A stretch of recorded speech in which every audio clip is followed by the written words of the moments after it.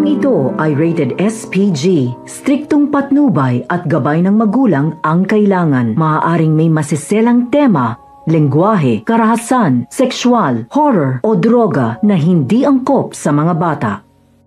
Hindi na nga napigilan dito ni Zoe ang kanyang sarili.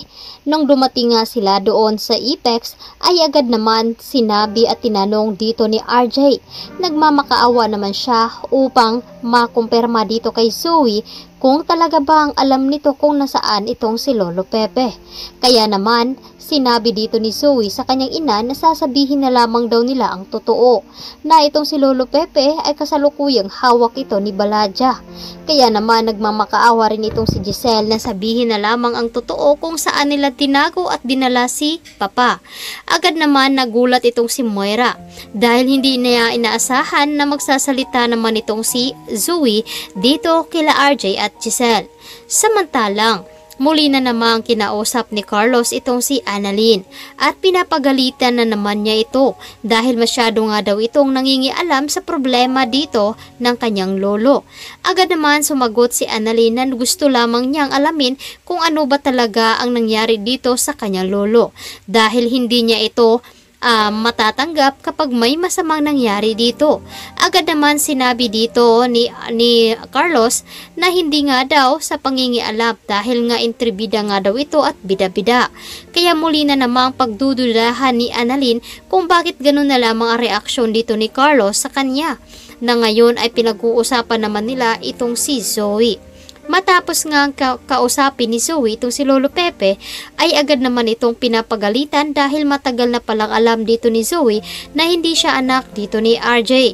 Narinig naman dito ni Lolo Pepe ang mga sinasabi nito. Humihingi naman ng kapatawaran itong si Zoe dito kay Lolo Pepe, ngunit hindi niya daw ito mapapatawad at pagdudusahan nilang dalawang mag-ina ang ginawa nila sa kanya. Kaya naman, muling kinausap ni Moira itong si Zoe at sinabi na ibababalik na lamang sila doon upang magiging normal ang kanilang buhay. At doon nga nila iiwan itong si Lolo Pepe. At ito namang si Zoe ay labis na nasaktan at napapaiyak na lamang.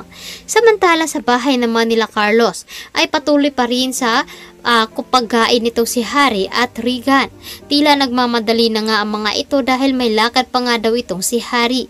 Ngunit pilit naman na pinipigilan dito ni Lynette itong si Harry at Regan upang hindi siya doon iwan na mag-isa dahil nakatago lamang sa kanyang paligid itong si Dax. At agad naman nagsulat itong si Lynette sa maliit na papel at agad niyang sinabi dito na help. Makikita nga ba dito ni Harry at ni Regan ang pahihiwatig dito ni Lynette sa kanya. Samantalang, kumikilos pa rin naman itong si Dax at natatakot baka mahuli nga daw sila dahil hindi naman nagpapapigil itong si Regan at si Harry. Matapos nga makapag-CR itong si Harry at sinabi naman dito at humingi ng pasensya kay Lynette.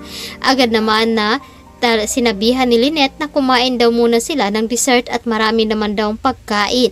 Kaya naman, kumain naman ang mga ito at naiinis naman itong si Dax at ang isa pa nitong kasama dahil baka mapurnada na naman ang kanilang plano at hindi na sila makapagnakaw pa ng pera.